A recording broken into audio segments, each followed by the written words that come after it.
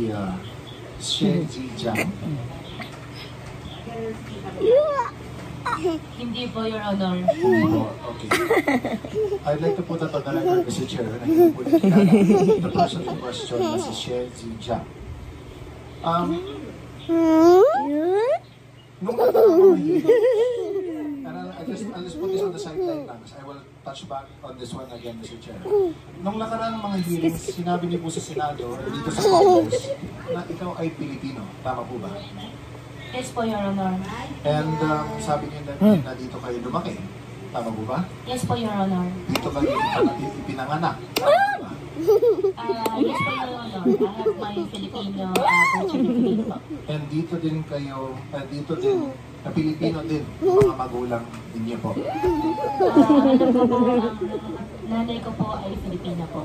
Okay, and yung tatay mo? Tatay ko po ay Chinese. Now, let's circle back a few years before, more recently, yung sa pagtakbo ninyo bilang mayor po.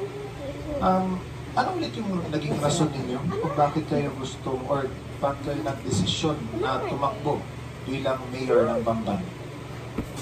Your Honor, una po, yes po, tatlo po kasi yung po dyan. Isa po sa tatlo ay childhood dream ko po. Pangalawa po, sa Bamban po ko lumaki, gusto ko somehow makapag-share din po ng kung ano pong meron